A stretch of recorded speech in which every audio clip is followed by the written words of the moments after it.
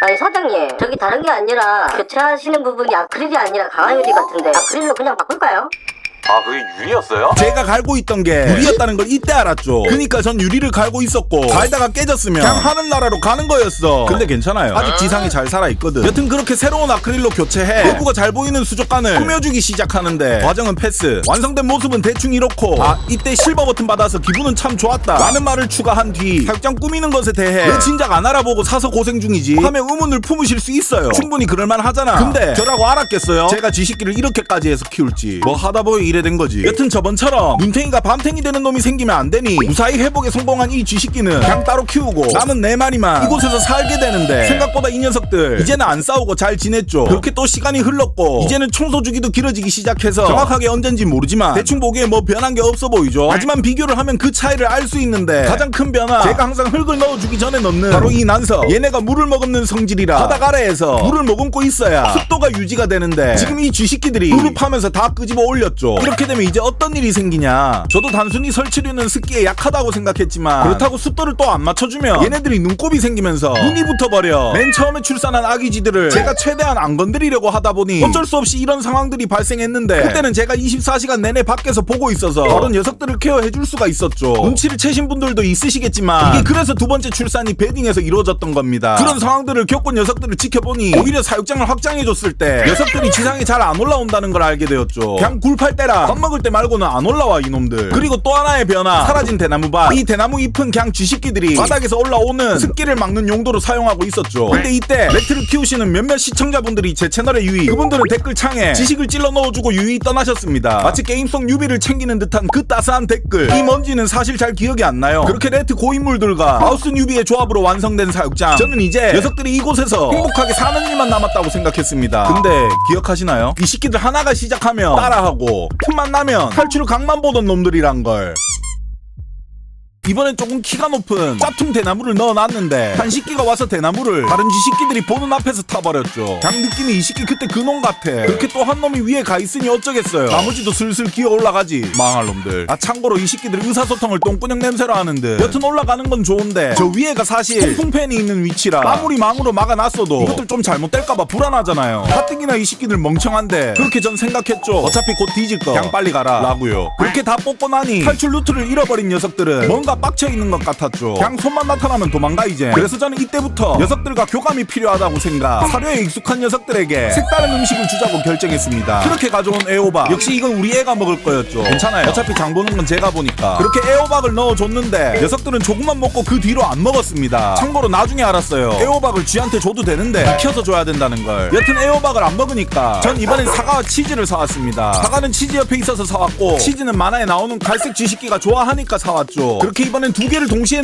넣어봤는데 쥐식기들이 먹기는 먹었습니다. 그냥 치즈만. 사과는 뭐 애초에 먹지도 않았어요. 그리고 애초에 먹은지 티도 안 나. 여튼 치즈를 줄 거면 애기가 먹는 치즈를 줘야 한다는 걸 이번에도 나중에 알았고, 그렇게 저는 사람들과 소통을 하며 깨달았습니다. 앞으로 그냥 사료만 먹여야겠다. 넌 내 맘대로 되는 게 하나도 없네. 그렇게 이러고 녀석들이랑 놀다 보니 어느새 사육장을 리모델링할 타이밍이 다가왔고 이번에도 역시 리모델링을 해줬습니다. 이번에도 역시 평화로울 것 같았죠. 근데 이번엔 잘 지내던 녀석들이 갑자기 또 싸우기 시작. 그렇게 전 이 녀석을 정리하려고 꺼냈는데 상태가 전과 다르게 많이 이상했습니다. 이번에도 문제는 제가 없을 때 리모델링한 사육장에 쥐들을 넣어주고 난 뒤 며칠 동안 특이한 반응이 없으니 저는 잠시 자리를 비웠고 그때 녀석들이 싸워버렸었죠. 결국 이 쥐는 꼬리의 절반을 잃어버리게 되었습니다. 그렇게 저는 죄책감에 사로잡혔습니다. 제 잘못으로 결국 이렇게 되었으니까. 그래서 저는 제가 이 녀석을 위해 할 수 있는 게 뭘지 생각을 해봤고 제가 잘 아는 이 녀석 단 한 마리를 위한 최고의 사육장을 만들어주자고 이때 다짐을 했습니다. 지금 최종적으로 만들어준 이 초대형 수족관은 사실 이때부터 계획이 된 것이었죠. 여튼 보시는 분들 중 꼬리가 뭐 다 잘린 것도 아니고 남긴 남았는데 지들끼리 싸우다가 그렇게 된 거고 또 녀석들이 생활하는데 크게 문제가 될 게 없지 않나? 라고 생각하시는 분들도 있으실 것 같은데 이게 정확한지는 모르겠는데 제가 맨 처음에 팬더마우스라는 종을 데려오면서 인터넷을 통해 본 내용이지만 팬더마우스가 어쨌든 쥐잖아요. 쥐는 사람들이 꼬리를 제일 징그러워하니까 옛날에는 햄스터라고 속여서 분양을 하기 위해 꼬리를 인위적으로 자르고 분양을 했다는 내용들을 봤었습니다. 있었습니다. 그런 자료가 꽤나 많더라고요. 햄스터인 줄 알았는데 꼬리 잘린 쥐였다고. 뭐 여튼 잘랐을 때 쥐들에게도 또 문제가 없다면 모르겠지만 쥐에게 꼬리는 균형을 잡기 위해 가장 중요한 부위, 꼬리를 자름으로써 장애를 가지고 사는 것이라고 적혀 있었죠. 그걸 봤으니 제가 죄책감을 가질 수밖에. 여튼 최고의 사육장을 만들어주기 위해 우선 알아보기 전 녀석이 지낼 수 있는 사육장을 있는 것들 안에서 구상해서 만들어 주었고, 저는 뒤이어 바로 두 번째 리모델링을 위한 용품들을 사기 시작했습니다. 그렇게 시간이 또 흘러 두 번째 리모델링 끝. 두 번째 리모델링의 핵심은 햄스터에 관한 것들을 제가 적극적으로 사용하기 시작했다라는 거였죠. 제가 녀석의 마음을 모르니 혹시라도 제가 만들어준 사육장이 마음에 안 들거나 더 나아가 녀석이 살기엔 애초에 이상한 환경일 수도 있잖아요. 그래서 햄스터 용품으로 검증된 것들을 이 사육장 안에 다양하게 구성해주면 그런 생각을 할 필요가 없는 부분이라 생각해 리모델링을 마치자마자 녀석을 넣어줘봤습니다. 녀석은 곳곳을 탐방하며 이 환경에 적응을 하기 시작했죠. 하지만 앞전에도 그랬듯이 제가 없을 때 항상 문제가 생겼잖아요. 그래서 저는 아예 사육장에 CCTV를 도배해놨고 움직임을 감지하며 바로 휴대폰에 알림이 오도록 설정을 해놨습니다. 그렇게 전 그날 집으로 돌아갔죠. 하지만 새벽에 폰에서 갑자기 울리는 알림 소리. 저는 그렇게 떨리는 마음으로 폰을 확인했습니다. 근데 이게 떨릴 필요가 없었어요. 제가 실시간으로 보는 모습은 밥 먹다가 굴 파고 굴 파다가 기껏 넣어준 베딩을 다 퍼내고 이 새끼 지 알아서 씻는 놈인데 혹시 몰라 사막모래도 넣어놨었는데 삽시간에 다 아작. 이 개똥 같은 알림 때문에 이젠 그냥 사육장이 실시간으로 아작나는 걸 눈을 뜨고 지켜보는 꼴이 된 거였습니다. 짜증은 나는데 이게 지가 좋아서 하는 행동일 텐데 뭐 어쩌겠어요. 그래서 그냥 냅뒀지. 근데 누가 때마침 귀뚜라미를 주네. 그렇게 귀뚜라미를 받고 난 뒤 머리에 번개 맞은 닭한테 주려다가 떠오르는 한 생각. 야,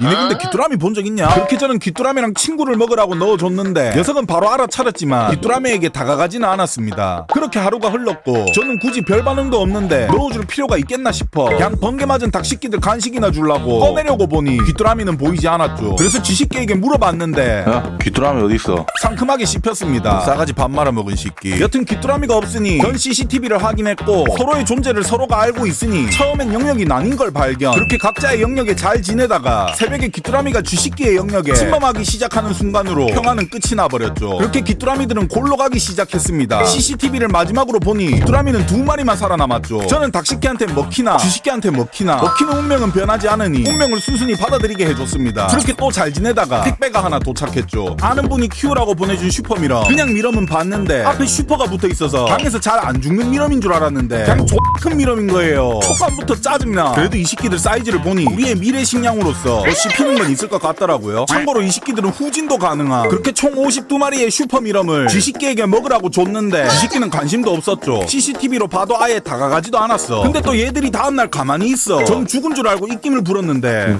죽은 거야?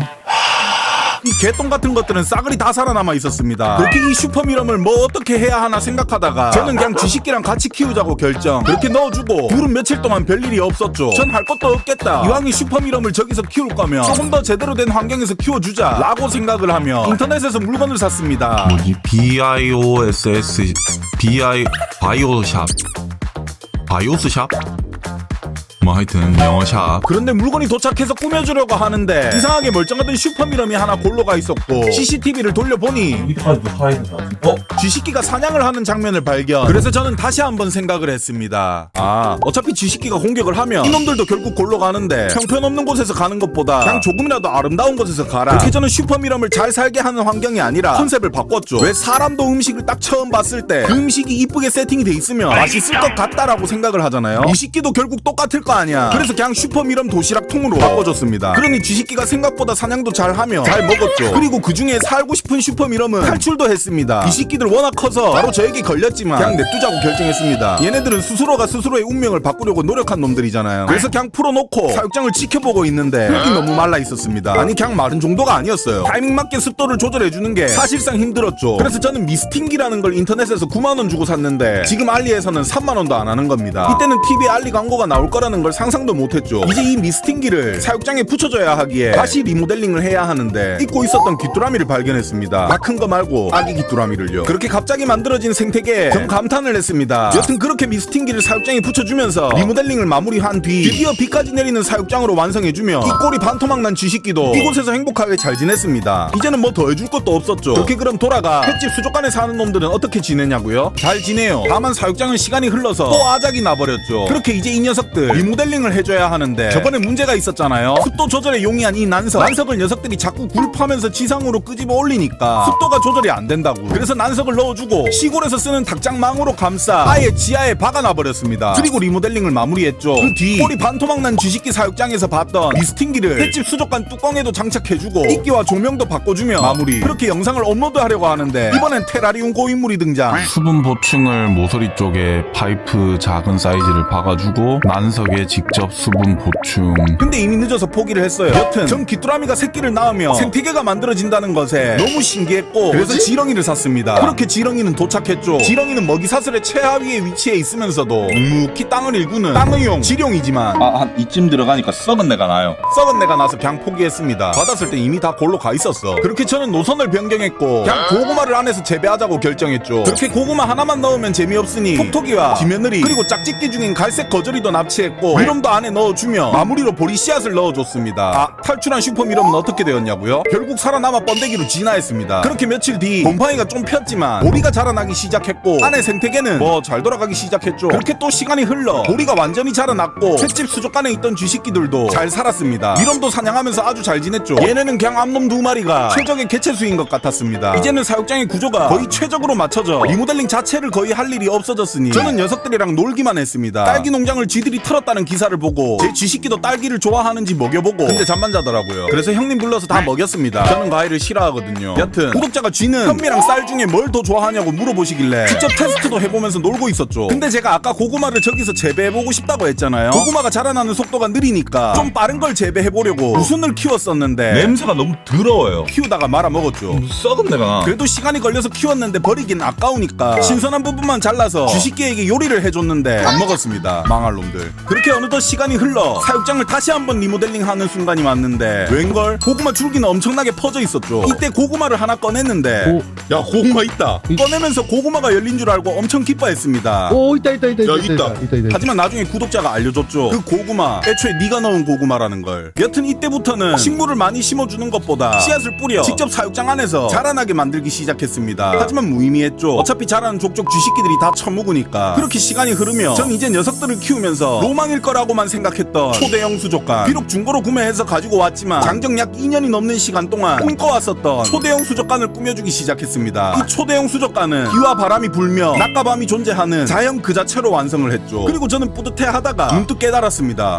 얘네들 좀 나이 들어 보인다? 여러분이 보신 그 짧았던 영상들이 사실 2년이라는 시간이 고스란히 담겨있는 영상들. 저보다 어린 녀석들을 데려왔지만 이제 녀석들은 저보다 나이가 많아졌죠. 슬슬 이제 전 마음의 준비를 합니다. 예전과 똑같이 작업실에 와서 작업을 하다가 들리는 소리에 한 번씩 녀석들을 보고 스트레스를 받는 일이 있으면 그냥 멍하니 얘네들이 생활하는 걸 지켜보고 정해진 날짜에 사육장 청소를 해주며 정해진 시간에 밥을 주지만 이제는 작업실에 와서 가장 먼저 하는 일이 생겼죠. 살아있는지 확인하는 일. 키우면서 후회되는 순간이 있었다면 단 한순간도 없었습니다. 그 모든 게 그 당시 저의 최선의 선택이었으니까. 하지만 딱 한 번 시간을 되돌릴 수 있다면 녀석들이 더 나이가 들기 전에 다시 한번 짝을 지어줄걸. 저는 탄생은 모두가 좋아하며 모두에게 축복받아야 할 일이지만 죽음은 모두에게 힘들고 굳이 모두가 알 필요가 없는 일이라고 생각하는 사람입니다. 죽음을 굳이 제 채널에서 다루기도 싫고 그냥 4년 전과 같이 지금도 여러분들이 제 영상을 보고 아무 생각 없이 웃을 수 있는 것처럼 앞으로도 제가 죽을 때까지 아무 생각 없이 웃을 수 있는 영상을 만드는 채널로 남을 겁니다. 녀석들을 키우면서 죽음은 당연한 순리지만 죽고 녀석들을 그리워할 바에 녀석들을 매 순간 기억하며 녀석의 자식들과 새로운 추억을 쌓아가는 게 더 좋다고 생각하는 사람, 아니 그런 사람들이 모인 채널인 거죠. 그런데 이제 제가 쥐를 데려와서 2년이라는 시간 동안 같이 키워주신 이 채널에 모인 사람들이 슬슬 눈치채기 시작합니다. 나이가 들긴 들었구나 하고요. 그래서 이제 앞으로 팬더마우스는 업로드하지 않으려고 합니다. 사실 그러려고 리메이크판을 만들었습니다. 지금까지의 좋았던 팬더마우스에 관한 추억들 제 채널과 모두의 가슴속에 간직한 채 항상 댓글로 남겨주셨듯 오늘도 웃으시며 앞으로도 행복한 나날들만 펼쳐지시길 바랍니다. 지금까지 사람들에게 식물로 힐링을 시켜주는 어느 한 부부의 아들로 태어나 이제는 그 속에 동물로 모두가 힐링할 수 있는 자연 속 동물원을 만들고 싶은 남자, 나는 식물원에 살고 있다 였습니다.